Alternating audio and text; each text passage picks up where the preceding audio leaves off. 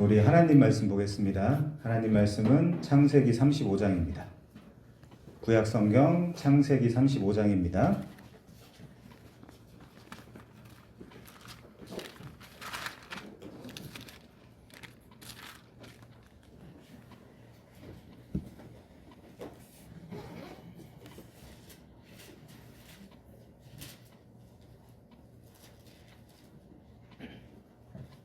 창세기 35장 1절부터 3절까지만 보겠습니다. 제가 읽어드리겠습니다. 하나님이 야곱에게 이르시되 일어나 베델로 올라가서 거기 거주하며 네가 내 형 에서의 낯을 피하여 도망하던 때에 내게 나타났던 하나님께 거기서 제단을 쌓으라 하신지라.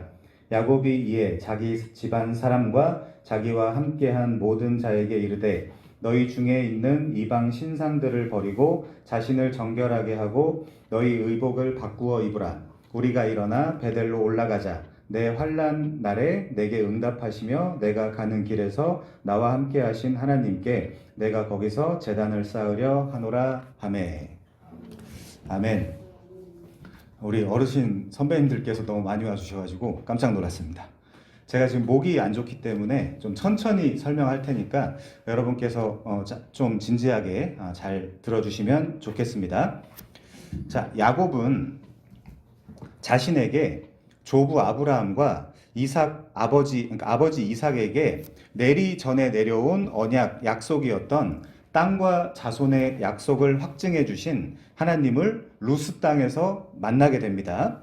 루스가 여러분 무슨 뜻이라 그랬죠? 루스는 길을 잘못 들어서다, 길을 잃다 등의 뜻과 편도나무 같은 뜻을 가지고 있다라고 했죠? 그곳에서 그는 두렵도다 이곳이여 이것은 다름 아닌 하나님의 집이요 하나님의 문이로다 라고 외친 후에 그 땅 이름을 베델, 즉 하나님의 집, 하나님의 성전이라고 불렀습니다. 루스가 베델이 된 사건이라 그랬었죠. 그는 그 자리에서 서원하여 이르기를 창세기 28장 20절 한번 봐주시겠습니까? 야곱은 이렇게 서원을 했습니다. 창세기 28장 20절이요. 하나님이 나와 함께 계셔서 내가 가는 길에서 나를 지키시고 먹을 떡과 입을 옷을 주시어 내가 평안히, 요 단어 기억해 주십시오. 내가 평안히 아버지 집으로 돌아가게 하시오면 여호와께서 나의 하나님이 되실 것이요 내가 기둥으로 세운 이 돌이 하나님의 집이 될 것이요 하나님께서 내게 주신 모든 것에서 10분의 1을 내가 반드시 하나님께 드리겠나이다 라고 했습니다. 이게 야곱의 서원이에요. 여러분, 야곱은 아주 교활한 거짓말로 삶을 일관해온 사람입니다. 괜찮아요. 됐어요. 그는 형 에서에게 돌아가야 할 아버지 이삭을 통해 주신 하나님의 축복인 이 장자의 축복을 거짓으로 타냈어요. 그로 인해서 이 루스, 베델 사건은 형 에서와의 큰 그 불화 문제가 불거졌고 장자인 형이 차자인 자신을 죽이겠다며 노발대발 몸이 달아 있었기 때문에 어머니를 통해서 그녀의 오빠인 외삼촌 라반이 있는 곳, 즉 하란으로 도피하던 그 여정 중간에 있었던 일입니다. 그는 아버지 이삭도 속이고 형 에서도 속였어요. 야곱은 자신의 이름답게 이름이 뭐였죠? 야곱. 이름 뜻이 뭡니까, 여러분? 발꿈치를 잡는 자, 속이는 자, 약탈자입니다.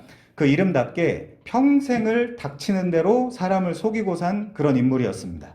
이 사건 이전에도 형 에서가 사냥을 하고 돌아와서 피곤하고 기진맥진한 상태를 이용해서 소위 팥죽을 써서 유혹함으로 장자의 명분을 받아낸 그야말로 거의 성경의 뱀의 역할, 즉 사탄의 역할을 충실히 해낸 인물로 보입니다.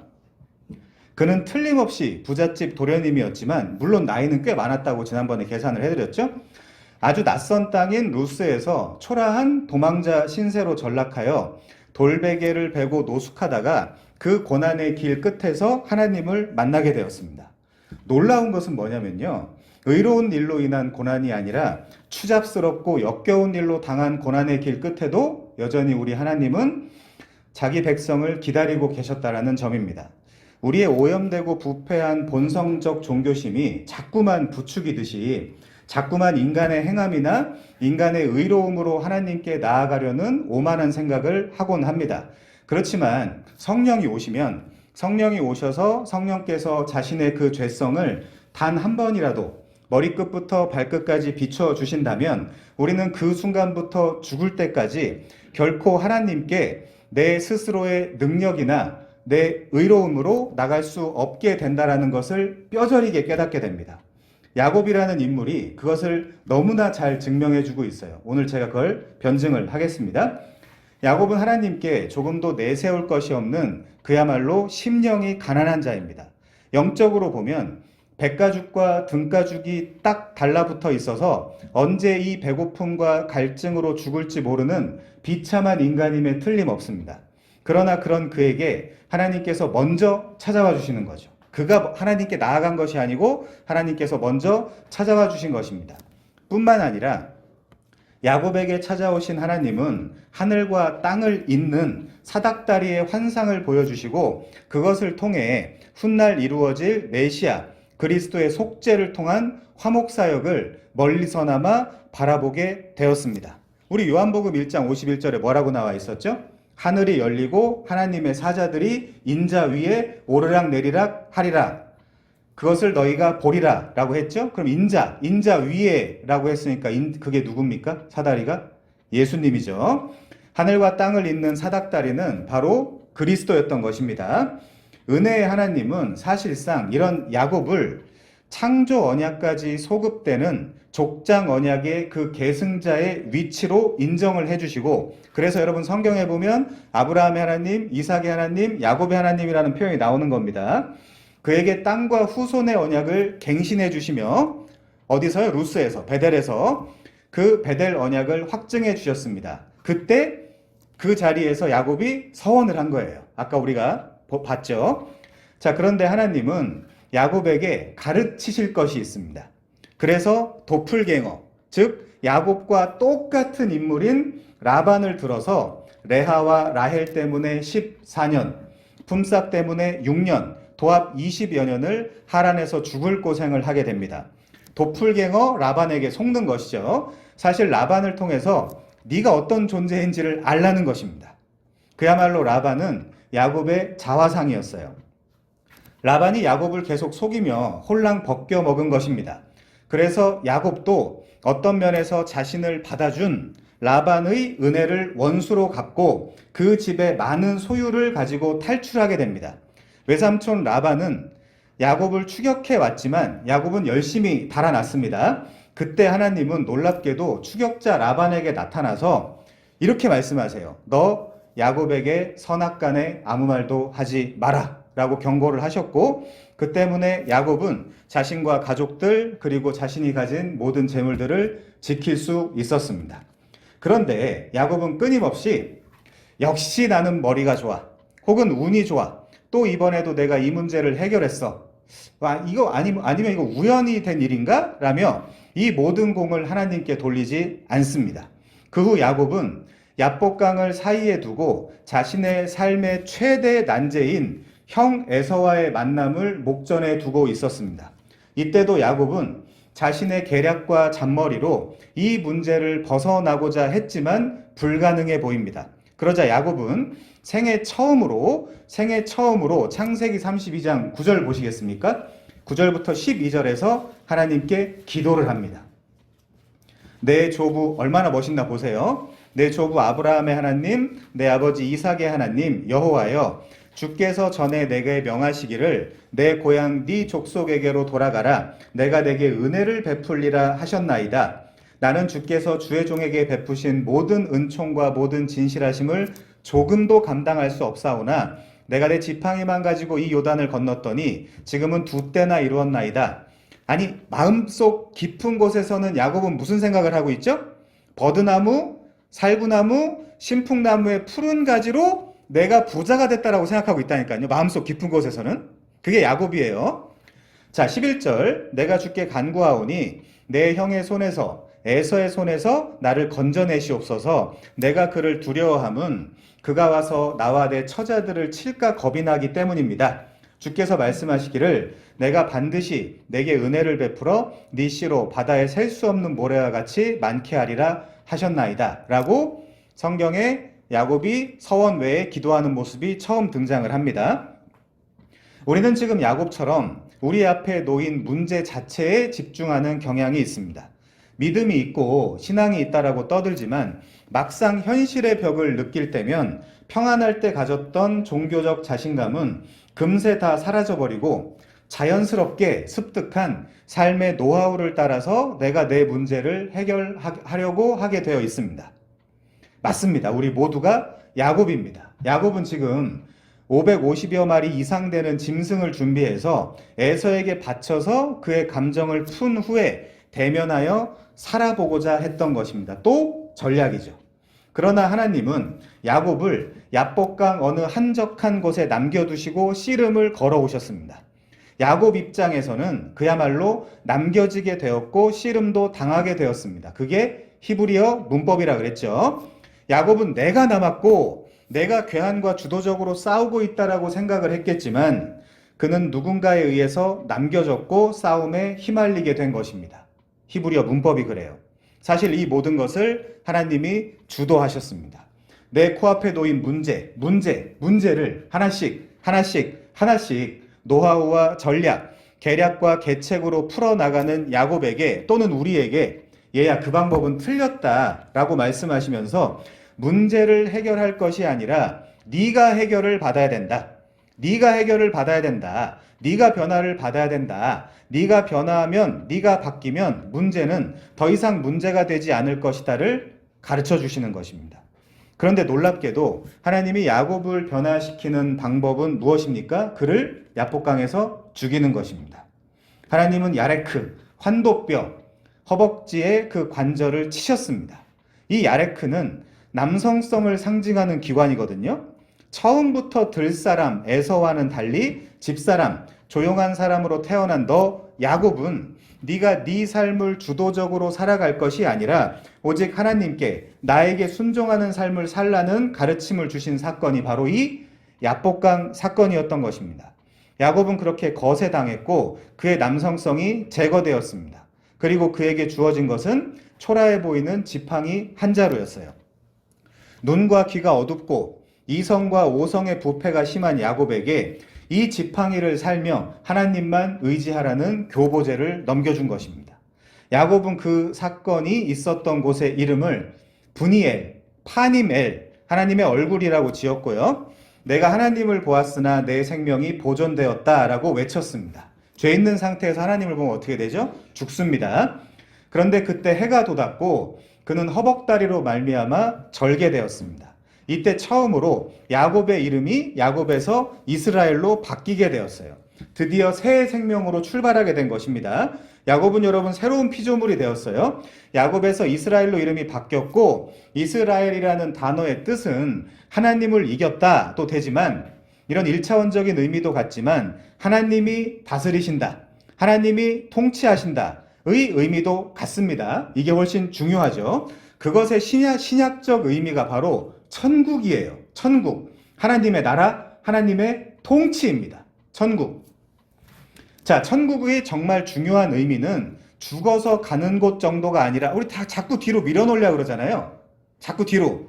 죽어서 가는 곳 정도가 아니라 이 땅에서 바로 지금 오늘 이 순간에 왕이신 하나님의 왕이신 그리스도의 통치를 받는 것이 천국을 사는 삶입니다. 여러분 어떠십니까?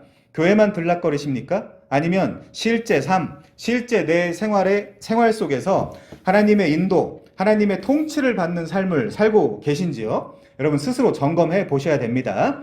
자, 이제부터 실제 하나님이 야곱의 지팡이가 되어 주셔서 이스라엘의 길을 인도해 가실 것입니다. 그래서 하나님은 이스라엘의 목자라고 하는 거예요. 하나님을. 자, 이것이 야복강 씨름 사건의 본질이죠. 그러나 하나님은 계속해서 야곱의 이 본질을 드러내십니다. 하나님이 이름만 바꿔주곤 숨으신 것처럼 보여요. 야곱은 지금 그렇게 느낍니다. 왜 그렇죠? 그 이유는 야복강에서 너무나 인상적인 신앙적 경험을 했음에도 불구하고 여전히 눈앞에 에서와 400여 명의 군사는 내 문제로 남아 있습니다. 여러분 종종 예수를 믿는다라고 하면서도 우리가 혼란을 느끼는 이유는 갈라디아서 2장 20절 앞부분 내가 그리스도와 함께 십자가에 못 박혔나니까지는 너무 잘 알아요. 사람들이 너무 잘합니다. 예수를 믿고 있다는 것입니다. 그런데 그 뒤 통치 개념 그런즉 이제는 내가 산 것이 아니요 오직 내 안에 내 왕이신 그리스도께서 사시는 것이라. 이제 내가 육체 가운데 사는 것은 나를 사랑하사 나를 위하여 자기 자신을 버리신 하나님의 아들을 믿는 믿음 안에서 사는 것이라. 이 뒷부분을 많은 사람들이 배우지 못했고 경험하지 못했기 때문에 우리가 자꾸 혼돈을 느끼고 있는 것입니다.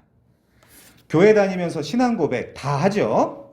예수 믿는다라고 말합니다. 그런데 하나님의 아들을 믿는 믿음 안에서 살아간다. 이것은 조금 더 고차원적인 문제입니다. 이것은 우리가 할 수 있는 것이 아니라 야곱의 조부 아브라함 때부터 살펴본 것처럼 하나님이 먼저 앞서서 이 여러 상황들을 준비시키고 내 앞길에 깔아주셔야 우리가 하나씩 배우게 되는 것이죠. 하나님이 통치하시는 내용이기 때문에 그래요. 여러분에게도 마찬가지입니다. 학교 어떻게 하실 것입니까? 직장은요? 앞으로 직장은 어떻게 하실 거예요? 앞으로 누구와 결혼을 할 겁니까? 나는 누구입니까? 나를 둘러싸고 있는 이 우겨쌈과 같은 이 수많은 현실들은 다 무엇인가요? 도대체 나는 왜 태어났고 나는 무슨 일을 하면서 살아야 하나요? 아니 그 전에 도대체 나는 누구입니까?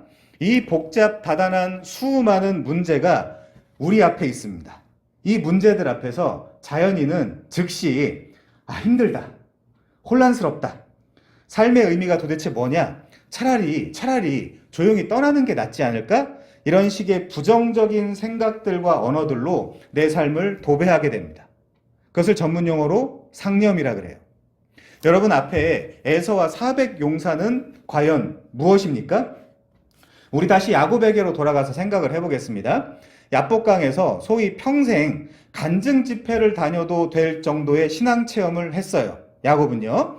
다름 아닌 하나님과 직접 씨름을 했으니 게다가 심지어 하나님을 이겼다라고까지 하니 멋지지 않습니까? 그런데 놀라운 점이 무엇입니까? 우리를 아연실색하게 하는 점은 무엇이죠? 곧바로 다시 현실입니다. 곧바로 현실이에요. 코앞에 날 죽이겠다고 펄펄 뛰고 있는 형과 그의 수하 400명이 있습니다. 간증은 간증이고 현실은 현실입니다. 즉시 야곱은 다시 잔꾀를 부리기 시작합니다. 마치 우리처럼요. 여러분 우선은 고통스러워도 우선은 들키고 폭로당해야 다음 단계로 진입을 하는 겁니다. 자, 우리 창세기 33장 1절부터 2절 보겠습니다.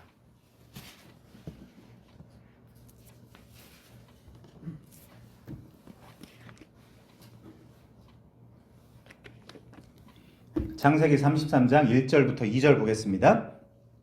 야곱이 눈을 들어보니 에서가 400명의 장정을 거느리고 오고 있는지라. 그의 자식들을 나누어 레아와 라헬과 두 여종에게 맡기고 여종들과 그의 자식들은 앞에 두고 레아와 그의 자식들은 다음에 두고 라헬과 요셉은 뒤에 두고. 지금 어떻게 한 거죠? 우선 여종들인 비라와 실바 그리고 그의 자녀들을 제일 앞에 둡니다. 기분 엄청 나쁘겠죠? 상황이 생기면 먼저 방패막이가 되라는 것이죠. 그 다음 본처, 조강지처인 레아와 그의 자녀들을 그 다음에 둡니다. 그래도 기분 나쁘겠죠. 자, 그리고 마지막으로 자기가 가장 사랑하는 라헬과 그의 자녀 요셉을 제일 마지막에 둡니다. 무슨 의미죠? 너희들만큼은 살았으면 좋겠다. 자, 야복강에서 새 생명, 새 날, 새 인생, 새 피조물이 되었어도 상황은 별로 안 바뀝니다. 창세기 32장 7절에 보면 야곱이 심히 두렵고 답답하여 자기와 함께한 동행자와 양과 소와 낙타를 두 떼로 나누고 이르되 에서가 와서 한 떼를 치면 남은 한 떼는 피하리라 하고. 그렇죠? 이것이 야복강 사건 이전의 일이거든요. 근데 별로 안 달라진 것 같아요. 그래도 야복강 사건 이전과 한 가지 달라진 점이 있다면 우리 창세기 33장 3절 한번 볼까요? 3절입니다. 자기는 그들 앞에서 나아가되 몸을 7번 땅에 굽히며 그의 형 에서에게 달려가니. 여러분, 야곱이 제일 앞으로 나갔습니다. 물론 사람이 조금 달라졌다라고도 볼 수 있지만 야곱이라면 지금 똑바로 걷지를 못하고 있는 상태거든요. 자, 그래서 제일 뒤에 있다가 도망도 제대로 못 갈 것이 뻔하기 때문에 어떤 상황이든지 상관없이 그냥 자기가 앞에 나가겠다라고 생각했을 수도 있습니다. 여러분, 중요한 것은 이것입니다. 에서는 진짜 동생을 죽이려고 했어요. 그런데 야복강 건너고 이제 너는 네 삶은 내가 통전적으로 통치하겠다, 내가 다스리겠다라는 하나님의 선언이 있었습니다. 야곱이나 우리는 우리의 상황 때문에, 우리의 현실 때문에 진짜 죽을 것 같은지 몰라도 상황은 이렇게 완전히 반전이 됩니다. 우리 창세기 33장 4절 보겠습니다. 급반전이에요. 분명히 죽이러 왔거든요. 에서는. 자, 4절입니다. 주어를 잘 보십시오. 에서가 달려와서 그를 맞이하여 안고 목을 어긋 맞추어 그와 입 맞추며 서로 입 맞추고 서로 우니라. 여러분, 에서가 달려와 먼저 야곱을 안았습니다. 죽이려고 그랬잖아요. 죽이려고 여태까지 쫓아온 거 아닙니까? 저는 처음에 이 본문을 봤을 때 정말 이상하다라고 생각을 했었습니다. 야곱도 순수한 신앙의 행위가 아니죠. 그렇지 않다면 새 때로, 그것도 자기가 사랑하지 않는 순서대로 앞세우지 않았을 것입니다. 에서는 수없이 동생에게 속고 복도 빼앗겼어요. 장자의 축복도 강탈당했습니다. 그래서 그의 후반부 인생의 머릿속에는 동생 야곱을 죽이기 위해 혈안이 되어 있었어요. 그런데 놀랍게 형이 갑자기 야곱에게 먼저 달려와 안고 울기 시작한 것입니다. 누가 한 것일까요? 하나님이 하신 것입니다. 라반 사건은요, 너 선악간에 아무 말도 하지 마. 누가 한 것입니까? 하나님이 하신 것입니다. 우리가 성경 전체 원리를 생각할 때 이것은 에서가 주도했다라기보다 이 사건 이면에 하나님이 계셨다라고 생각을 해야 됩니다. 저만 볼게요. 제가 읽어드리겠습니다. 잠언 15장 7절에 보면 이렇게 나와 있어요. 사람의 행위가 여호와를 기쁘시게 하면 그 사람의 원수라도 그와 더불어 화목하게 하시느니라. 여기 분명 사람의 행위라고 되어 있지만 정경적 접근을 할 줄 아는 우리는 압니다. 하나님을 진짜 기쁘시게 할 수 있는 인간의 유일한 행위는 옛 자아와 본성이 죽는 야복강 사건의 경험인 거예요. 그래서 야곱은 원수인 형에게 죽지 않을 수 있었습니다. 야복강에서 야곱은 1차적으로 죽었기 때문입니다. 하나님에 의해서요. 이 사건 전체, 아니 야곱의 인생에 맞닥뜨리는 모든 사건은 하나님께서 허락하시고 만들어내신 사건입니다. 머리털 하나, 참새 한 마리 떨어지고 날아가는 것도 하나님의 주권에 달려 있다라고 성경은 말합니다. 하나님은 야곱 자신이 생각하는 장자가 아닌 하나님께서 생각하시는 장자로 만드셔야 되기 때문에 쉬지 않으십니다. 쉴 수 없습니다. 자, 야곱은 발꿈치를 잡고 나왔습니다. 장자가 되려고. 그걸 계시사적 의미가 담겨 있는 거예요. 그 안에는. 자, 하나님은 야곱의 성장과 성숙을 위해서 얼마든지 에서도 사용하실 수 있습니다. 여러분, 코앞에 놓여있는 수많은 사건도 사실은 하나님의 장중을 떠나서 발생한 일이란 결코 없는 것입니다. 특히 하나님께 사랑받는 자녀의 경우 이 문제를 우리는 좀 더 진지하게 생각을 해봐야 됩니다. 또 저만 볼게요. 욥기 7장 17절 이하입니다. 사람이 무엇이기에 주께서 그를 크게 만드사 그에게 마음을 두시고 아침마다 건징하시며 순간마다 단련하시나이까. 주께서 내게서 눈을 돌이키지 아니하시며 내가 침을 삼킬 동안도 나를 놓지 아니하시기를 어느 때까지 하시리이까. 그런데 그때 야곱이 느끼는 것은 불편함이에요. 고난입니다. 핍박이고 환난이고 고통이에요. 도대체 이 야곱이 내가 뭐라고 하나님은 자기 백성을 이 침 삼킬 동안도 그냥 두시지 않고 건징과 단련과 훈육과 징계를 하시는 것일까요? 그래서 여러분의 인생길에 놓여있는 모든 사건과 경험들도 하나님께서 자기 백성들에게 주시는 소중한 선물인 것입니다. 여러분이 당장 그렇게 받아들일 수 없다 해도 그것은 사실입니다. 우리 계속해서 야곱을 다뤄가시는 하나님을 보시겠습니다. 자, 근데 우선 야곱의 태도를 보겠습니다. 창세기 33장 12절 볼게요. 창세기 33장 12절입니다.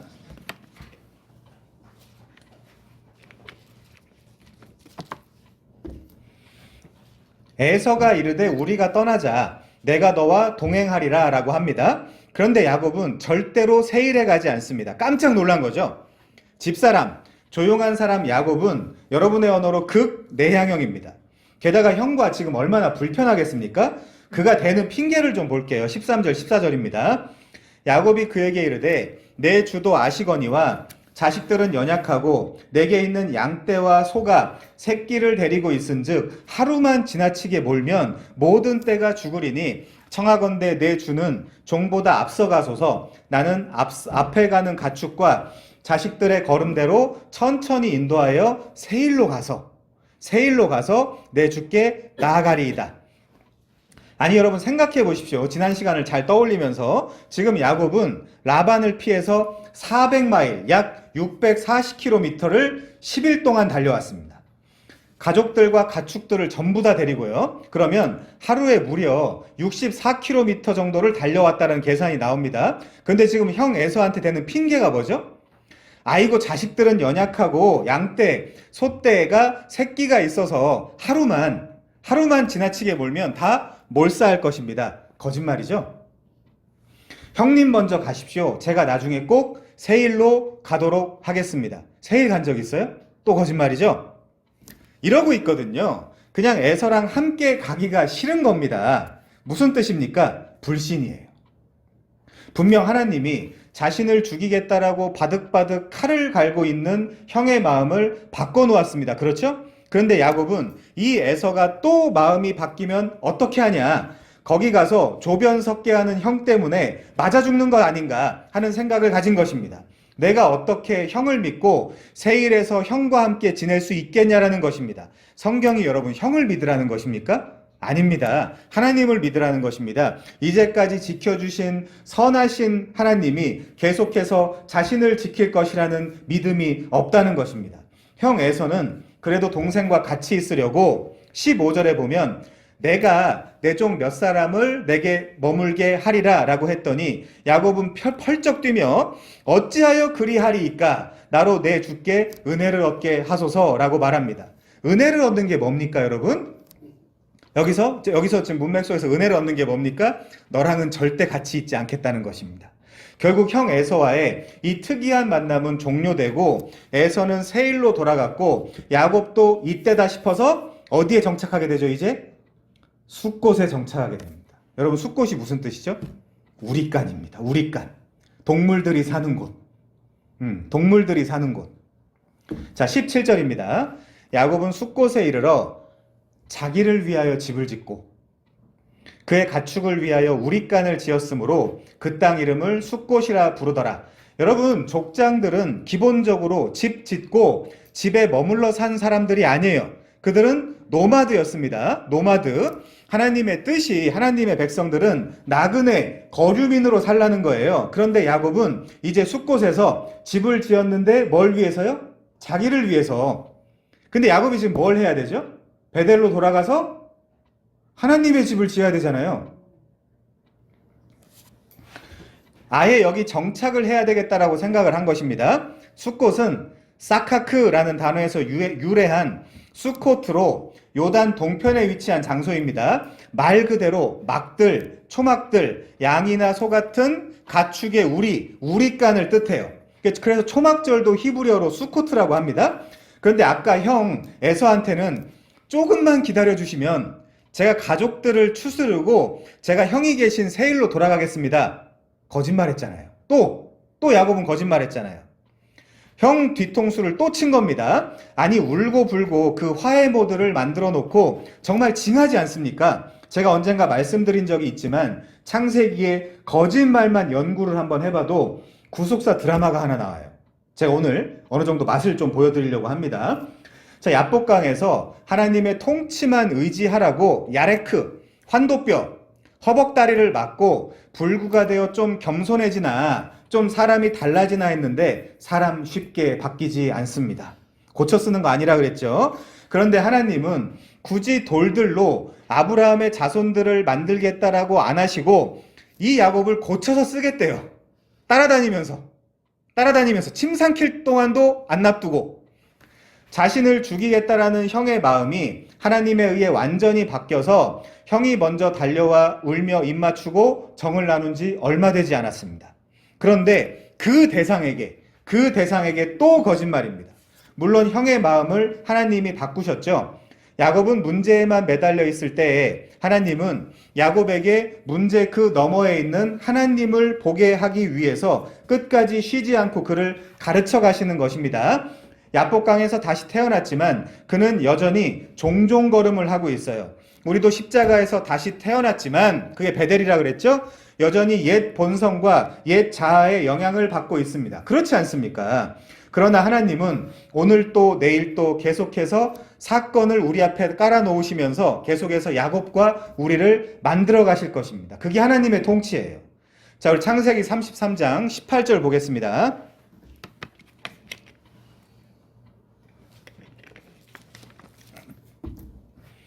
야곱이 밧단 아람으로부터 평안히, 아까 제가 이 단어 기억해달라 그랬죠? 창세기 28장에서 야곱이 밧단 아람으로부터 평안히 가나안 땅 세겜 성읍에 이르러 그 성읍 앞에 장막을 치고 그가 장막을 친 밭을 세겜의 아버지 하몰의 아들들의 손에서 베크시타에 샀으며 거기에 제단을 쌓고 그 이름을 엘엘로헤 이스라엘이라고 불렀더라.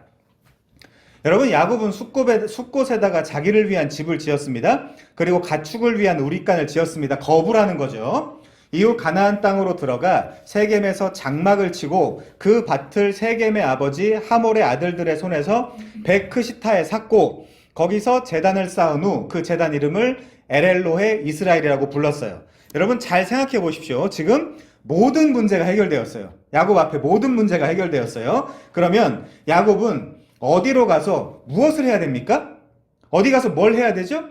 베델로 돌아가야 되죠. 자기를 평안히만 만들어주시면, 급한 마음에 야곱도 자기를 평안히만 만들어주시면 거기서 자기가 베개 삼아 베고 잔 돌, 에벤이라 그랬죠. 신구약을 막론하고 이 에벤이 뭐라 그랬어? 뭘 상징한다 그랬어요? 그리스도를 상징한다 그랬죠. 돌, 뜨인 돌. 자, 이 성경 전체에서 돌은 그리스도를 상징한다 그랬습니다.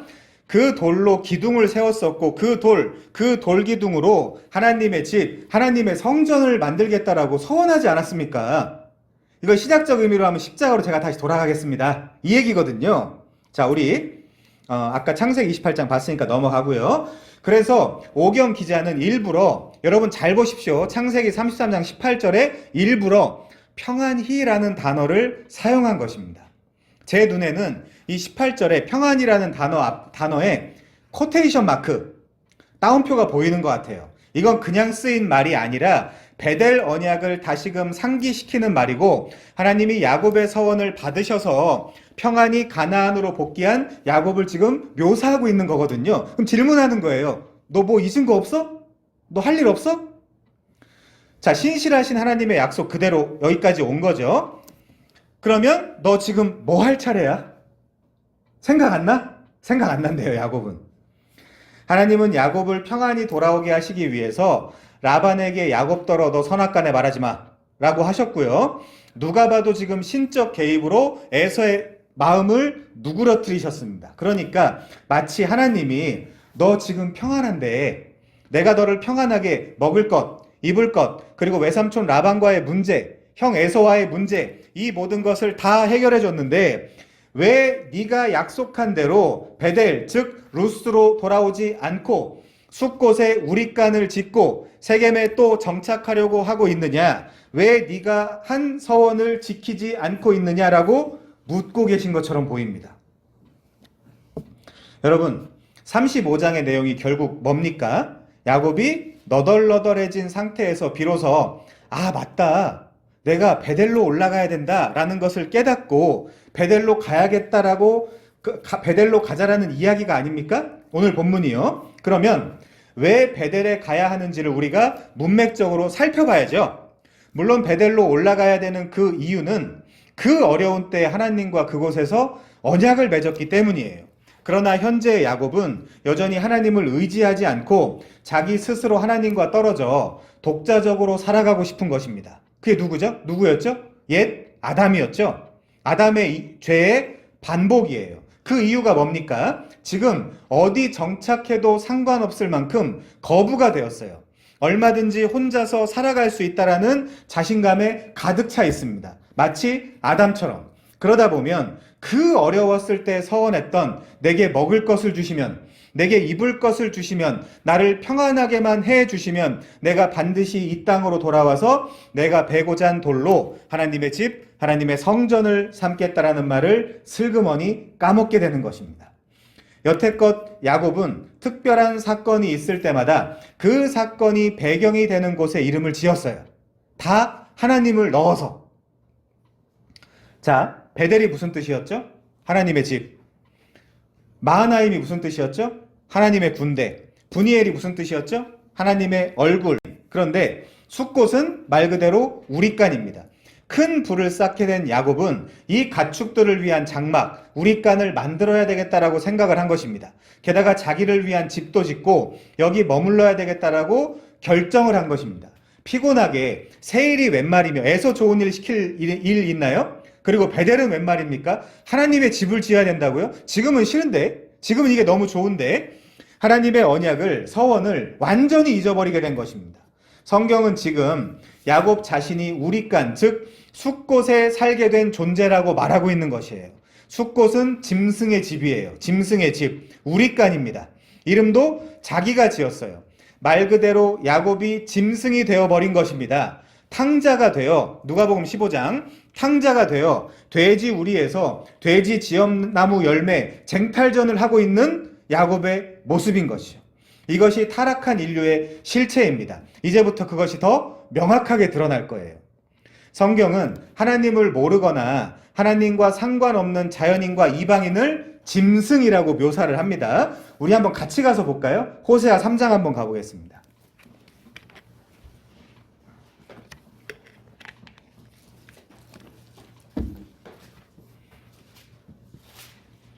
호세아 3장 18절 이하 보겠습니다. 그날에는 내가 그들을 위하여 들짐승과 공중의 새와 땅의 곤충과 더불어 언약을 맺으며, 이거 문자적으로 받아들이는 분 없겠죠? 또 이 땅에서 활과 칼을 꺾어 전쟁을 없이 하고 그들로 평안히 눕게 하리라. 내가 내게 장가들어 영원히 살되 공의와 정의와 은총과 긍휼히 여김으로 내게 장가들며 진실함으로 내게 장가들리니 네가 여호와를 알리라. 여호와께서 이르시되 그날에 내가 응답하리라. 들짐승 공중의 새 땅의 곤충을 하나님의 아내 만드는 거예요. 하나님의 아내 만드는 겁니다. 땅의 곡식과 포도주와 기름에 응답하겠고 또 이것들을 이스라엘에 응답하리라. 내가 나를 위하여 그를 이 땅에 심고 긍휼히 여김을 받지 못하였던 자를 긍휼히 여기며 내 백성이 아니었던 자에게 향하여 이르기를 너는 내 백성이라 하리니 그들은 이르기를 주는 내 하나님이시라 하리라 하시니라. 하나님이 들짐승과 공중의 새와 땅의 곤충과 더불어 언약을 맺어 그들로 평안히 눕게 하신다라고 하시죠. 그래서 내 백성이 아니었던 자를 내 백성 삼아 주시겠다라고 하는 것입니다. 그렇습니다. 그래서 또 이 들짐승이 되어 숫곳 우리간에서 소, 닭, 돼지들과 뒤엉켜 살아가고 있는 것이 바로 야곱인데, 이 야곱을 하나님은 또 베델로 불러내시는 것입니다. 야곱은 그냥 두면 절대로 혼자 힘으로 살아갈 수가 없어요. 루터의 말대로 인류는 그냥 두면 자연스럽게 죄로 기우는 성향이 있기 때문에 그렇습니다. 우리는 그것을 노예 의지, 데 세르보 아르비트리오라고 불러요. 인간의 의지는 죄로 인해 타락하여 스스로 선을 행하거나 구원에 이를 수 없고 오직 하나님의 은혜에만 종속되어 있어야 한다라는 사실이 바로 노예 의지입니다. 그리고 결국 소위 세겜 사건이 터지는 것입니다. 여러분 세겜 사건 잘 아시죠? 세겜에서 무슨 일이 일어납니까? 자신의 딸 디나가 강간을 당하게 됩니다. 그렇게 우리 34장으로 좀 넘어가 볼게요. 자, 34장 1절부터 4절 보겠습니다. 34장입니다. 1절부터 4절이요. 레아가 야곱에게 낳은 딸 디나가 그 땅의 딸들을 보러 나갔더니 히위 족속 중 하몰의 아들 그 땅의 추장 세겜이 그를 보고 끌어들여 강간하여 욕되게 하고 그 마음이 깊이 야곱의 딸 디나에게 연연하며 그 소녀를 사랑하여 그의 마음을 말로 위로하고 그의 아버지 하몰에게 청하여 이르되 이 소녀를 내 아내로 얻게 하여 주소서 하였더라. 강간범이랑 어떻게 살아요? 그쵸? 자, 우선 3절에 소녀, 즉 나라라는 단어는 보통 결혼 정년기에 있으나 아직 미혼인 젊은 여성을 가리키는 단어입니다. 보통은 그렇고 성경에서 결혼한 사람들에게도 간혹 쓰이기는 해요. 자, 디나는 젊었지만 미혼인 여성이었습니다. 야곱이 레아를 통해서 얻은 유일한 딸이었어요. 오늘 본문에 정확한 디나의 나이는 나와 있지 않습니다. 또 대강 추정을 해야 돼요. 이게 중요합니다. 여러분, 야곱은 외삼촌의 집에서 몇 년 있었어요? 20년 있었죠. 7년, 7년, 6년. 첫 7년이 지난 후 레아를 얻었어요. 디나는 레아의 딸입니다. 물론 라헬을 위해서도 일했지만요. 그 후 레아를 통해 순서대로 르우벤, 시므온, 레위, 유다, 이사갈, 스불론을 얻어요. 이 6명의 아들을 낳은 후에 막내로 디나를 얻은 것이거든요. 그러면 1년에 하나씩 낳았다라고 쳐도 걸리는 기간은 최소한으로 잡아도 7년이에요. 이것도 불가능합니다. 어떻게 사람이 1년에 한 명씩 아이를 낳을 수 있겠습니까? 최소한 잡아도 그렇다는 거예요. 자, 라반의 집에서 거한 지 7년 후에야 레아와 결혼을 하고 자식을 낳기 시작을 했을 테니까 최소한 거의 8년 차 때부터 르우벤을 낳았겠죠. 왜냐하면 임신하면 10달을 또 기다려야 되니까요. 그런데 매년 아이를 출산하기는 제가 안 해봐서 모르겠지만 어려울 거 아닙니까? 그래도 전부 연년생으로 계산을 해줘도 하란에서 거주한 지 14년 만에 태어난 것입니다. 최대한 빨리 잡아도요. 불가능하지만 그렇게 생각을 해보자는 거예요.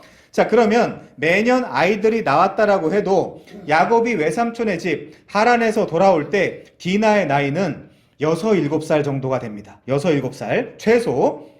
하란에서 7년 후에 6명의 오빠를 낳고 디나가 출생을 해야 되니까요.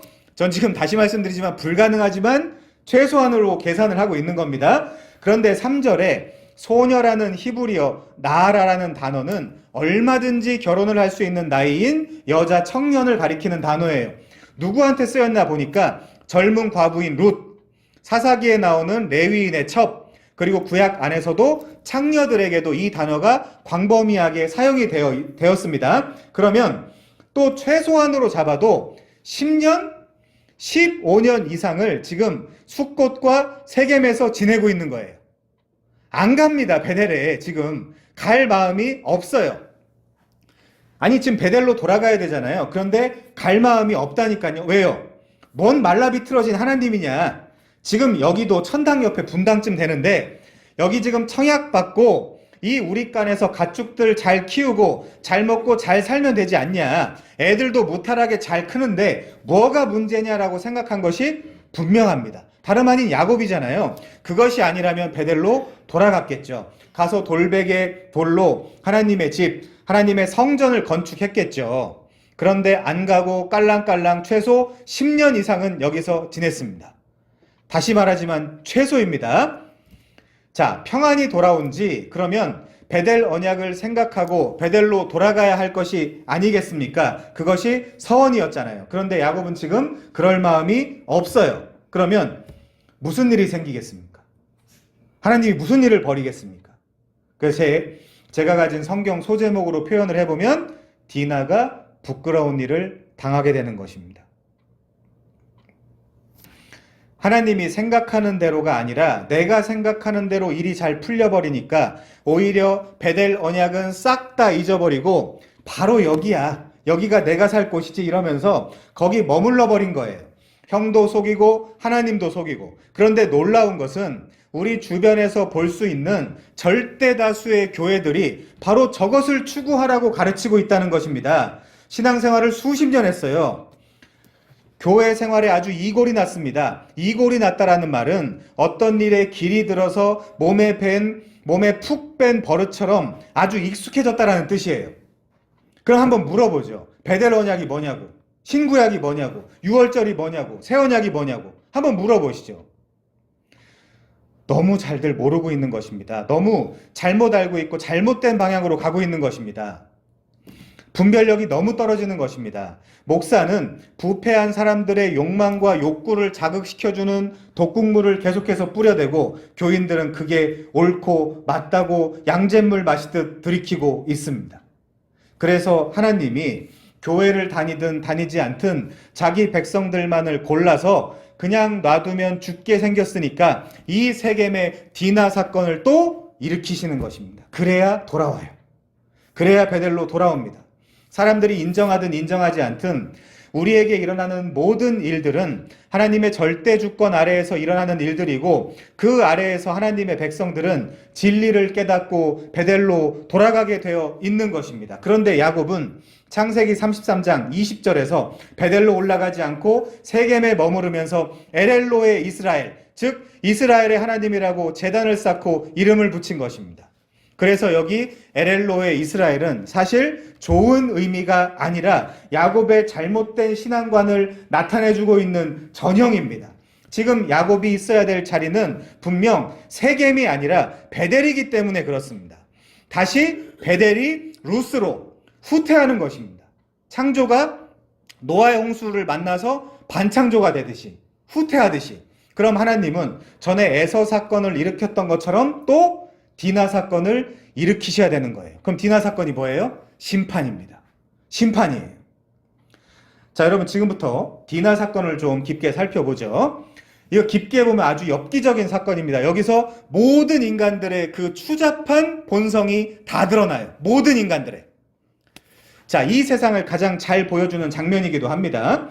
우선 디나가 세겜의 딸들을 보러 나갔습니다. 웬트아웃 했다라고 되어 있어요. 그러니까 거기 여자들이 어떠한가 궁금해서 나가서 구경 나간 거예요. 어떻게 살고 있지? 에르메스 입었나? 샤넬 입었나? 궁금해서 나간 겁니다. 세상을 사랑해서 세상 구경 나간 거죠. 그런데 그때 히위 족속 중 하몰의 아들, 그 땅의 추장 세겜이 디나를 봅니다. 세겜 땅에서 세겜의 일을 저지른 것이죠. 여기 추장이라고 번역된 단어는 히브리어 나시인데 우두머리, 지도자, 군주 혹은 왕자입니다. 그러니까 꽤 높은 직위에 있는 사람이죠. 하몰이 왕이고요. 아버지 하몰이 왕이고요. 왕자쯤 된다라고 생각을 하시면 됩니다. 자, 19절에 보면 하몰의 집에서 가장 존귀한 아들이 바로 세겜이었습니다. 그렇죠? 34장 19절에 그렇게 나와 있죠?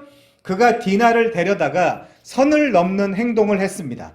물론 2절에 강간이라고 번역된 단어는 우리가 그동안 배웠던 것처럼 샤카부라는 단어예요. 직역하면 강간이라기보다 데려다가 눕다, 성관계를 가지다라는 약간의 가치 중립적인 능동 칼 동사입니다. 아마 문맥적으로 뒤에 욕되게 했다, 더럽혔다, 부끄러운 일을 했다 등의 네거티브한 단어들 때문에 강간했다라고 의역한 것 같습니다. 그 뒤에 욕되게 했다라는 단어가 PL형으로 쓰이면 억압하고 더럽히고 이기고 강간했다라는 의미가 되기 때문에 그런 것 같아요. 그러니까 누가 뭐래도 세겜의 잘못이 맞습니다. 핑계댈 수가 없죠. 그런데 세겜은 그 사건 이후로 이 디나에게 정신을 못 차릴 정도로 완전히 빠져버립니다. 34장 3절 한번 볼까요? 그 마음이 깊이 야곱의 딸 디나에게 연연하며, 이 연연하다라는 건 따바크, 달라붙다, 착 달라붙다, 굳게 결합하다라는 뜻입니다. 그 소녀를 사랑하여 그의 마음을 말로 위로하고. 그러니까 디나를 사랑한 건 맞는 것처럼 보여요. 자, 그런데 그렇게 큰 잘못을 저질러 놓고 말 몇 마디로 위로했다라는 게 말이 되겠습니까? 이유는 모르겠지만 이때부터 디나는 세겜의 집에 머무릅니다. 그래서 26절에 보시면 26절에 가서야 시므온과 레위가 데려와요. 디나를. 약간 수상하기도 하죠. 그래서 어떤 주석가들은 상상의 나래를 막 펼쳐요. 디나도 넘어갔다. 혹은 디나도 붙잡혀 있었다. 그건 물론 우리가 알 수는 없습니다. 그 이유는. 자, 5절 보겠습니다. 5절. 탐해, 즉 더럽혔다라는 단어가 나오는데 이 탐해라는 단어는 그저 표면적이고 물리적으로 더럽혀졌다라는 그런 뜻이 아니라 하나님과 언약 백성인 이스라엘 사이에 종교적으로나 의식적으로 부정해졌다라는 뜻입니다. 160여 번 정도 나오는 단어인데 레위기에 엄청 나와요. 부정해졌다. 그 단어예요. 이 탐해라는 단어가. 그래서 또 여러 주석가들은 바로 이 지점에서 디나도 세겜에게 넘어간 것으로 보기도 합니다. 그래서 그녀는 세겜의 집에 머물러 있는 것이 아니냐라는 말이죠. 물론 저는 그렇게 보진 않습니다. 이것은 철저하게 야곱이 어떤 인물인지를 드러내주는 심판 본문이에요. 나아가 우리 모두가 야곱임을 성경을 통해 알아야 된다는 것입니다. 야곱은 놀랍게도, 지금부터 진짜 엽기적입니다. 야곱은 놀랍게도 이 소식을 듣고 잠잠해요. 가만히 있습니다. 6절 한번 볼까요? 6절. 아니, 이상합니다. 딸이 엄청난 아픔을 당했으면 아들들이 돌아오기 전에라도 노발대발해야 아버지로서 정상인 것 아닙니까? 그런데 별 반응이 없어요. 8절부터 10절을 보시면 그때 세겜의 아버지 하몰이 야곱에게 옵니다. 야곱의 아들들은 아버지와 하몰의 대화를 엿듣고 모두 노하고 근심했습니다. 하몰은 야곱에게 딸 디나를 자신의 아들 세겜에게 달라고 부탁을 합니다. 아들이 디나에게 완전히 빠져 있다라는 것이죠. 11절에서 이제는 하몰의 아들 세겜이 등장하여 야곱과 그의 아들들에게 나로 너희에게 은혜를 입히게 하라. 너희가 내게 말하는 것은 다 주리니 이 소녀만 디나만 내게 주어 아내가 되게 하라. 아무리 큰 혼수와 예물을 청할지라도 너희가 내게 말한 대로 다 주리라 라고 합니다. 여러분 꽉 잡으십시오. 이제부터가 진짜 난장판 아사리판입니다. 13절에 의미심장한 단어가 나옵니다. 13절이요. 야곱의 아들들이 세겜과 그의 아버지 하몰에게 속여, 미르마, 괴율, 속임, 뒤통수치다. 자, 야곱의 아들들이 세겜과 그의 아버지 하몰에게 속여 대답하였으니 야곱 집안답죠. 그런데 방금 세겜이 딸 디나를 사랑하여 자기 소유물의 모든 것을 준다라고 그랬죠. 12절에서요. 아무리 큰 혼수와 예물을 청할지라도 너희가 내게 말한 대로 주리라. 그렇죠? 자, 그런데 놀라운 진실이 있습니다. 놀라운 진실. 20절부터 보시죠. 20절부터 하몰과 그의 아들 세겜이 그들의 성읍 문에 이르러 그들의 성읍 사람들에게 말하여 이르되 이 사람들은, 그러니까 야곱과 그의 아들들은 우리와 친목하고 이 땅은 넓어 그들을 용납할 만하니 그들이 여기서 거주하며 매매하게 하고 우리가 그들의 딸들을 아내로 데려오고 우리 딸들도 그들에게 주자. 그러나 우리 중에 모든 남자가 그들이 할례를 받음 같이 할례를 받아야 그 사람들이 우리와 함께 거주하여 한민족 되기를 허락할 것이라. 지금 자기가 디나에게 홀랑 빠진 건 싹 빼먹어요. 싹 빼놓고 이야기를 해요. 지금 세겜도 지금 그 성읍 사람들을 속이고 있는 거죠. 그러면 그들의 가축과 재산과 그들의 모든 짐승이 우리의 소유가 되지 않겠느냐? 그러면 그들의 가축과 재산과 그들의 모든 짐승이 우리의 소유가 되지 않겠느냐? 그러니까 혼수로 어느 정도 주고 다 뺏어 먹겠다는 얘기죠. 세겜도 지금 머릿속에 그 생각을 하고 있는 거거든요. 다만 그들의 말대로 하자. 그러면 할례 받자는 얘기죠. 그러면 그들이 우리와 함께 거주하리라. 놀랍죠, 여러분? 야곱은 원래 뒤꿈치를 잡는 자, 사기꾼, 약탈자였습니다. 그런데 막내딸, 막내 동생 디나를 두고 온 형제들이 세겜과 그의 아버지 하몰을 속이고 있어요. 이제 할례 받게를 해서, 할례가 뭔지 아시죠? 에하드가 할례 모르면 안 되겠죠? 이들을 다 죽이잖아요. 또 속인다니까요. 야곱과 그의 아들들이.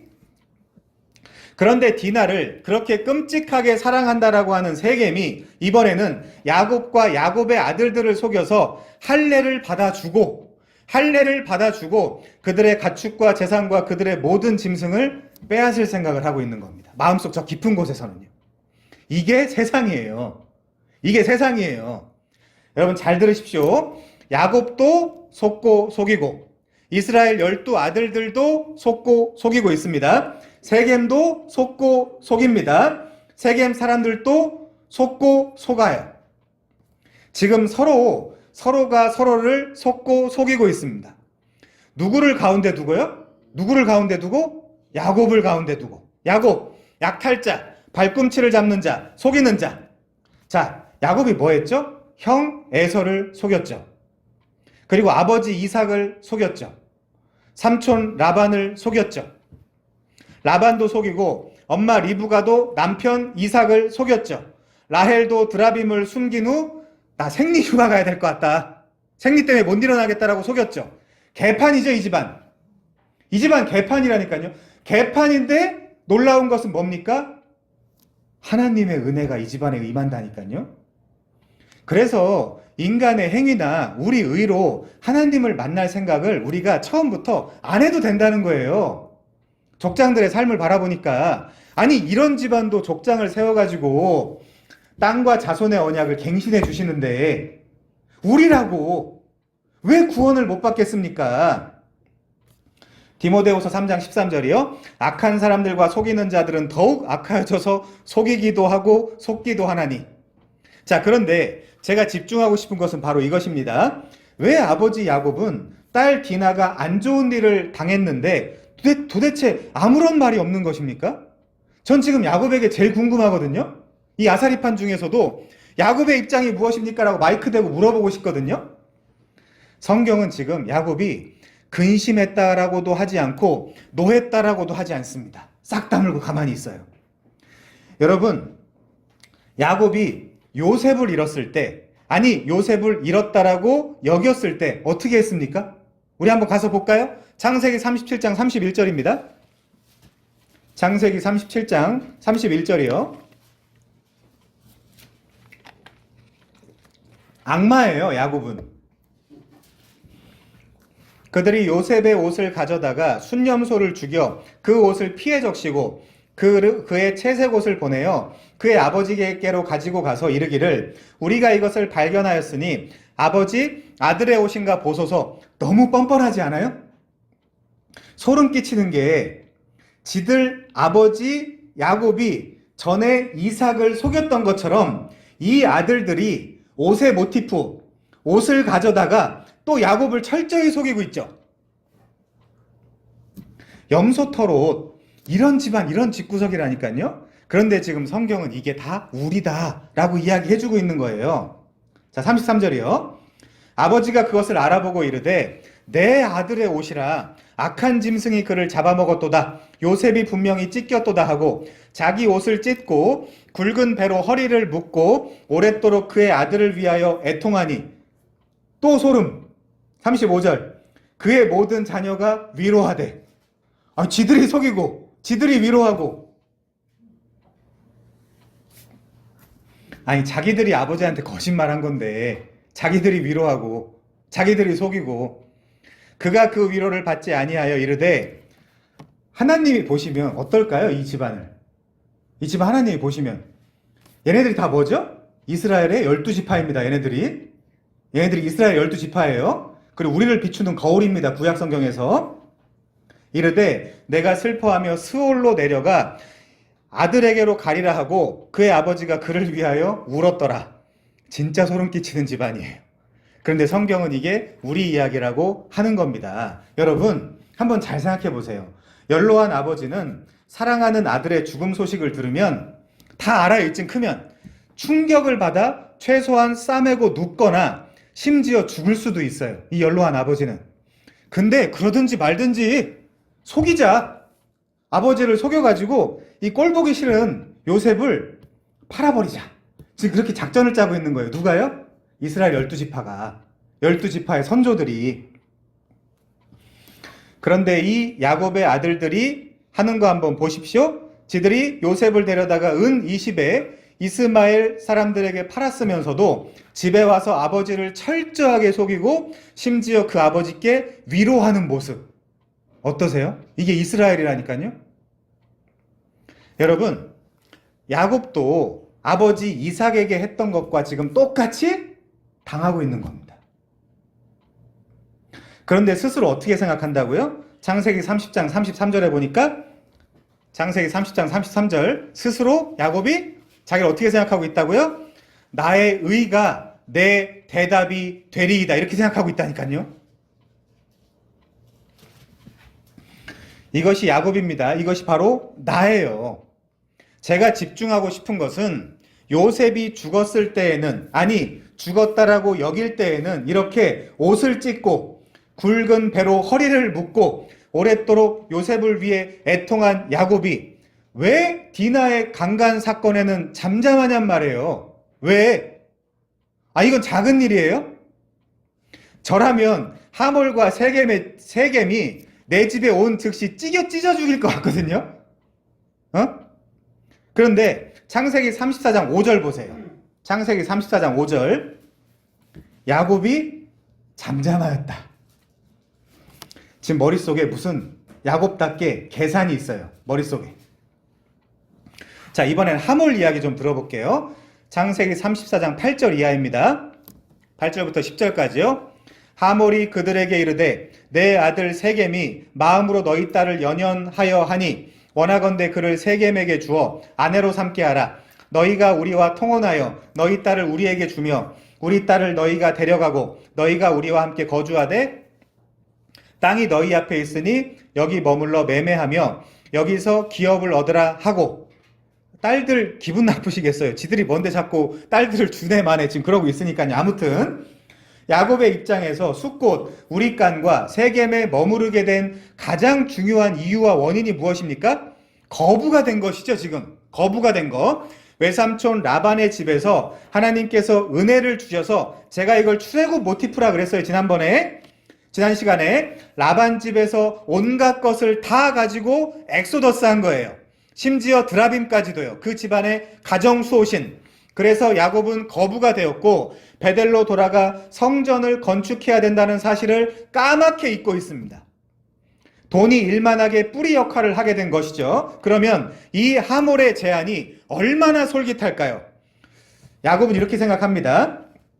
기왕 이렇게 된 거, 딸을 이 집안에 혼인시켜서 더 번창할 수 있는 기회를 만들어야 되겠다.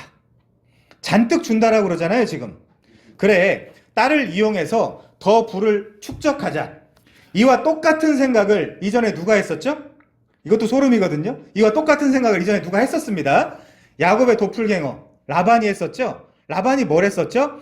자기 두 딸들 레아와 라헬을 이용해서 7년, 또 7년, 도합 14년을 이 야곱에게 혼인이라는 미끼로 똑같죠, 지금? 똑같죠? 야곱을 통해 착취를 해서 라반의 집안이 엄청 부흥하지 않았습니까? 라반에게서 야곱에게서 라반이 지금 드러나고 있는 거예요. 딸들을 이용하는 아버지의 모습에서 말이죠. 야곱은 지금 조금도 반발을 하거나 화를 내거나 하는 모습이 나타나지 않습니다. 그저 묵묵한 모습으로 턱을 괴고 심각한 표정을 지으며 생각하지만 속으로는 차라리 이 기회에 나의가 아니라 우리 집안을 좀 더 융성하게 하는 게 낫지 않을까? 내 딸 디나도 이해해 주지 않을까? 내 딸 디나도 이왕 이렇게 된 거 부잣집에서 왕의 아들, 왕자와 결혼하는 게 낫지 않을까? 라며 자기 정당화를 할 인물이 야곱이라는 것입니다. 그러니까 아무 소리도 안 하잖아요. 이상하잖아요. 요셉 때와는 너무 다르잖아요. 간간이 작은 일입니까? 아버지의 입장에서는 뼈를 갈아 마셔도 시원치 않은 것입니다. 그런데 아무런 반응이 없이 가만히 앉아서 머리 굴리고 있는 것이 소름이라는 것이죠. 라반입니다. 야곱이에요. 야곱이 전에 아버지를 속였죠. 이번에는 아들들이 아버지 야곱을 속입니다. 또 하몰과 세겜도 이들 모두를 속이고 있죠. 그리고 야곱의 아들들도 이제는 할례까지 이용해. 할례가 뭐죠? 하나님 백성의 언약의 증표입니다. 이 할례까지 이용해 이들을 또 속이고 있죠. 속고 속이는 것입니다. 가나안에 들어와서도 또 앞의 일들이 똑같이 반복되고 있는 거예요.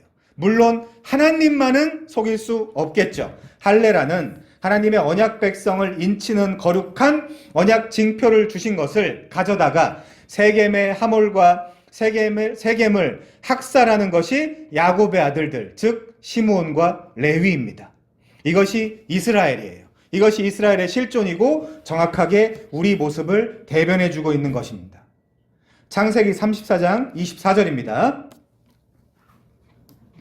24절이요. 성문으로 출입하는 모든 자가 하몰과 그의 아들 세겜의 말을 듣고 성문으로 출입하는 그 모든 남자가 할례를 받으니라.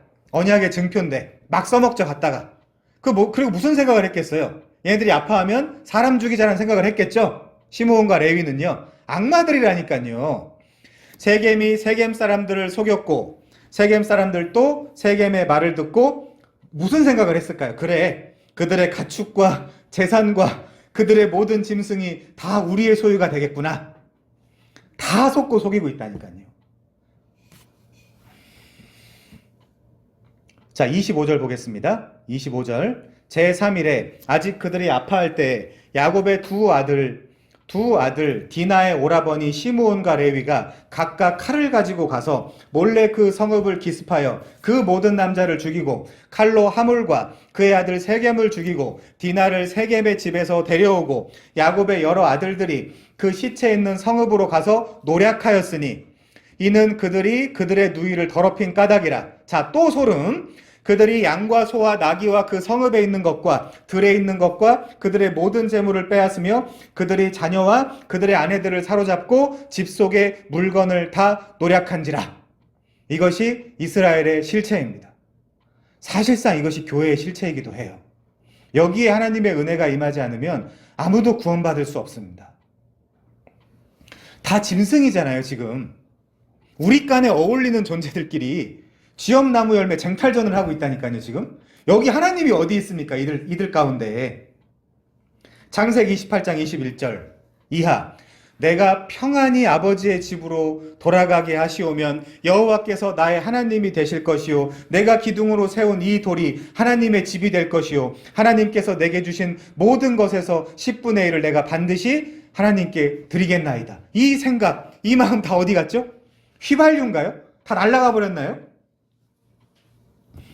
디나 한 사람을 통해서 야곱의 아들들 하몰과 세겜, 그리고 욕심으로 세겜의 말에 속아 할례를 받은 세겜의 모든 남자들 모두가 다 짐승들인 것입니다.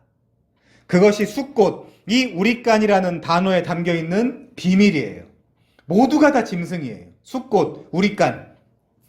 전부 다 짐승들이라 의미는 없지만 그러면 여러분 누가 더 짐승입니까? 하나님의 백성들이라고 자처하는 이 야곱과 야곱의 가족들인 이스라엘이 진짜 악랄한 짐승들인 것입니다. 그래서 예수님이 오셨을 때 이스라엘한테 뭐라 그러는 거예요? 뱀이라고 하는 거예요. 뱀이라고. 너희들은 뱀이다. 회칠한 무덤 같다. 겉에만 멀쩡하고 깨끗한데 속에는 노략질하는 일이다. 너희들은 안 되겠다. 너희들은 나 없으면 안 되겠다. 그 말씀을 하시는 거예요. 그래서 하나님의 통치, 예수만이 우리에게 구원의 유일한 비밀이 되신다니까요. 그 베델로 돌아가라는 게 베델이 뭐였습니까? 지난번에 우리가 공부했던 것처럼 십자가. 야곱아, 너는 이 십자가 아래에서만 살아야 돼. 얌전히. 언약의 증표까지 이용을 하는 것이죠. 자, 전부가 짐승의 세계예요. 베델에 갈 생각은 안 하고 숫꽃, 우리간을 지나 이 세겜에서 하몰의 아들들에게 베크시타를 주고 밭을 사고 거기에 제단을 쌓아놓고 오 하나님 감사합니다. 제게 이런 복을 주시다니요. 엘엘로의 이스라엘의 하나님, 이스라엘의 하나님. 우리가 그러고 있을 수 있지 않을까요?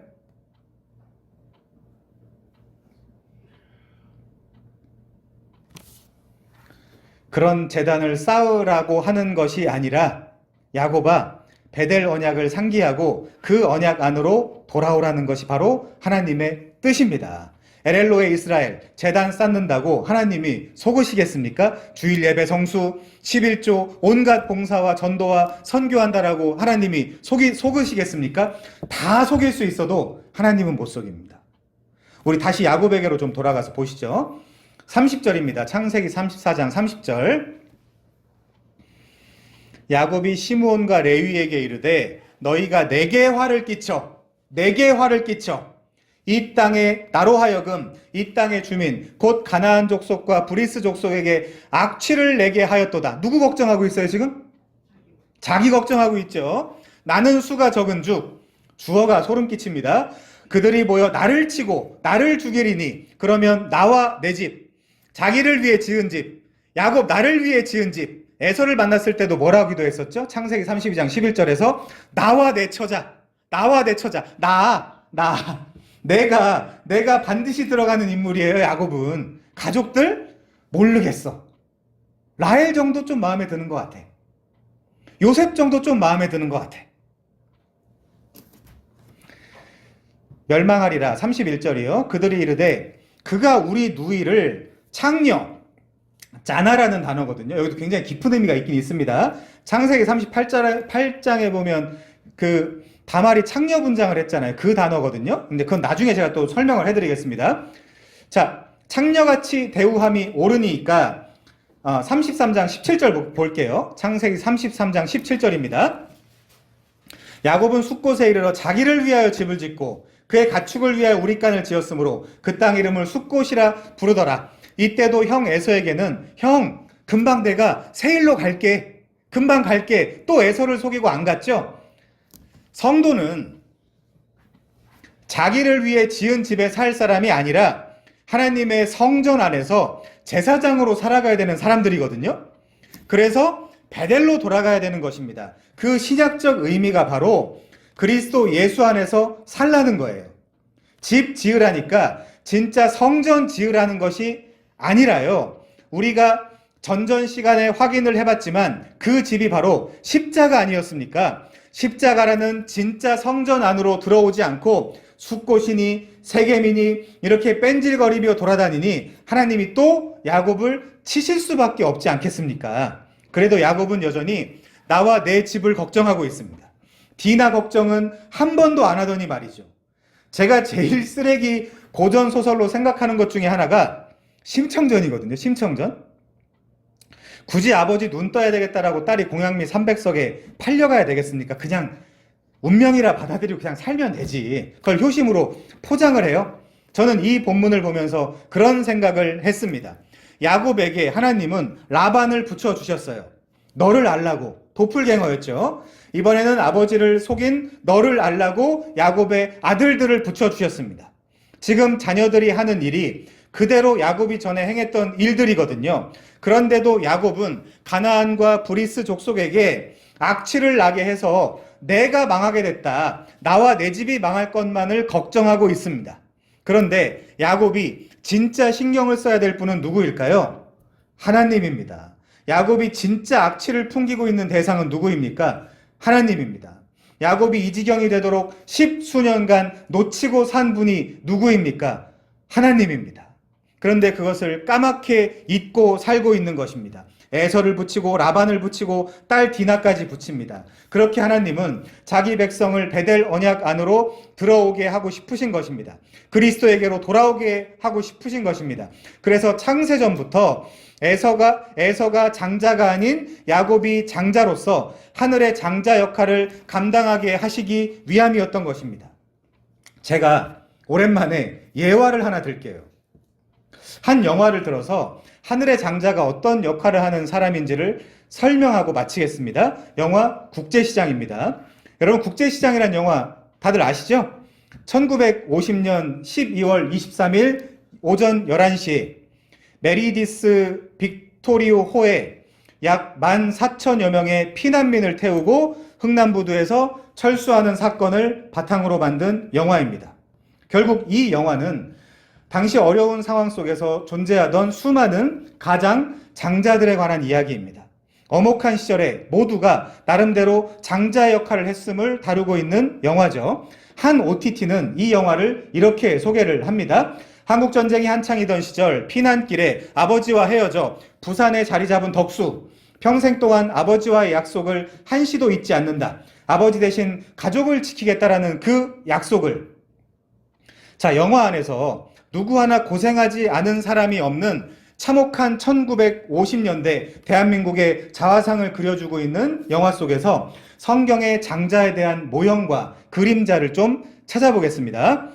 피난 과정에서 배에 승선하다가 오빠 덕수는 동생 막순이를 잃어버리게 됩니다.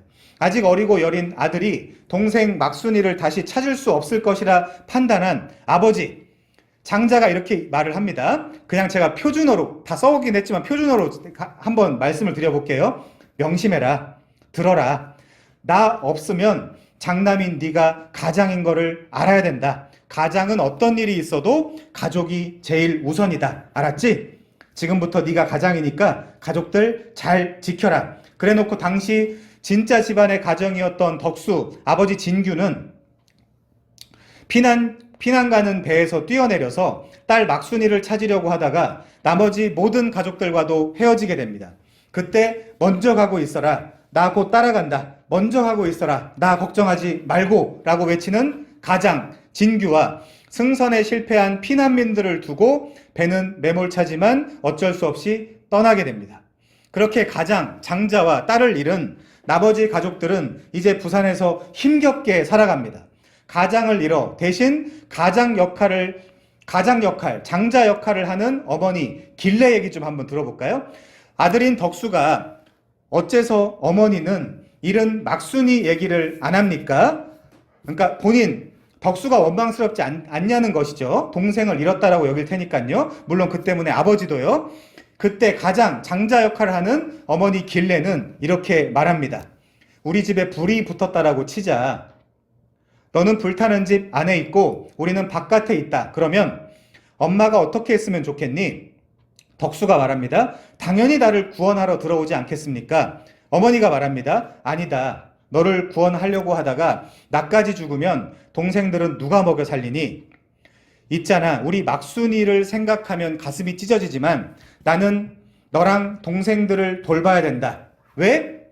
엄마니까. 엄마는 그래야 되니까. 이게 더 힘든 길이죠. 불에 뛰어 들어가 아들을 살리는 것이 더 마음이 편하지 않겠습니까? 그때 아들 덕수가 말합니다. 그래도 나 때문에 아버지도. 어머니는 말합니다. 아니다. 네 잘못이 아니다.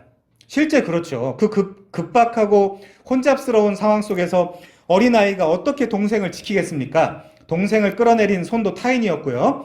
너는 그런 거 신경 쓰지 말고 공부나 열심히 해라. 아버지 올 때까지 네가 이 집안의 가장이니까. 알겠지? 여러분, 이게 가장의 역할입니다.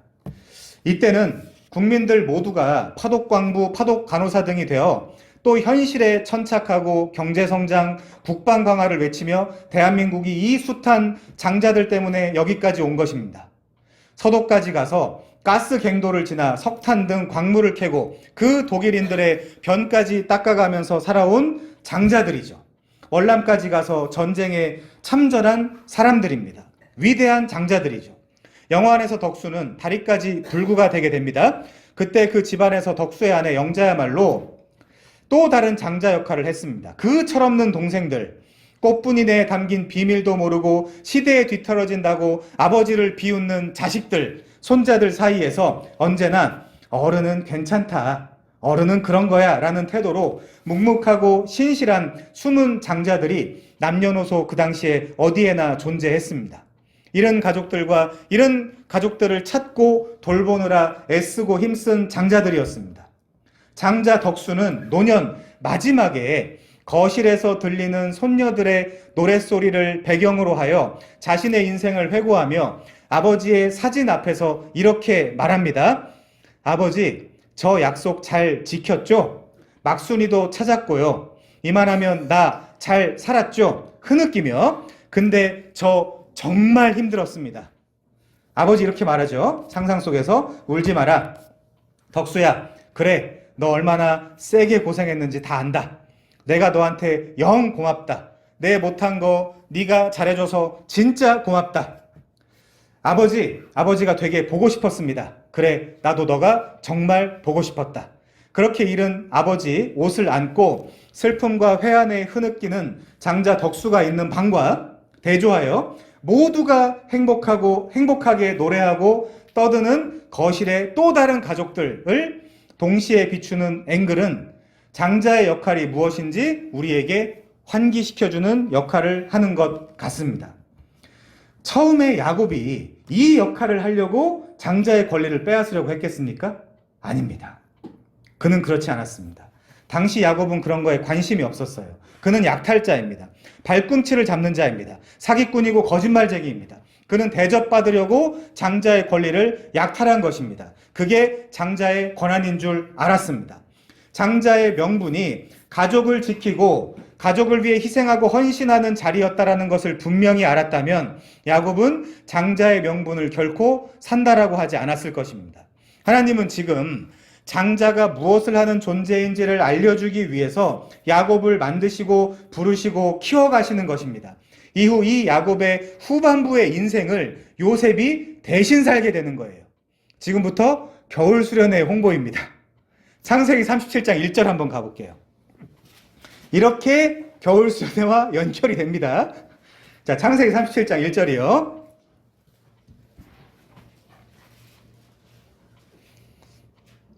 야곱이 가나안 땅, 곧 그의 아버지가 거류하던 땅에 거주하였으니 삥삥 돌아서 결국 여기까지 오게 됐어요. 37장. 그렇죠? 야곱이 가나안 땅, 곧 그의 아버지가 거류하던 땅에 거주하였으니 야곱의 족보는 이러하니라. 요셉이 17세의 소년으로서 그의 형들과 함께 양을 칠 때 그의 아버지의 아내들 비라와 실바의 아들들과 더불어 함께 있었더니 그가 그들의 잘못을 아버지에게 말하더라. 자, 야곱의 족보는 이러하니라 라고 하고 지금부터 그럼 야곱 이야기를 해야죠. 근데 야곱 이야기를 하는 것이 아니라 37장부터 누가 주인공이 됩니까? 요셉이 주인공이 됩니다. 37장부터는 50장까지 요셉이 줄을 이루는 스토리예요. 이제 이 요셉을 통해 야곱이 다 보여주지 못했던 하늘의 장자의 모습이 조금 더 점진적이고 점층적인 기법 아래에서 더 밝히 드러나게 될 것입니다. 그렇게 이제부터 더함이라는 뜻을 가진 요셉이, 즉 야곱의 후반부를 사는 요셉이 이스라엘 12아들의 장자가 돼요. 제 이야기가 아닙니다. 제가 꾸며낸 이야기가 아니에요. 우리 역대상 5장 2절 한번 가볼게요. 역대상 5장 2절입니다. 제가 어떻게 감히 성경을 꾸며내겠습니까? 역대상 5장 2절 한번 가볼게요. 뭐라고 쓰여 있나요?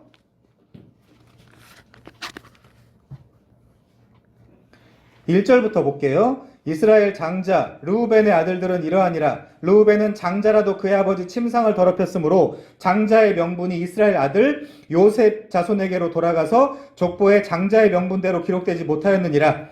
유다는 형제보다 뛰어나고 주권자가 유다에게서 났으나 장자의 명분은 요셉에게 있느니라.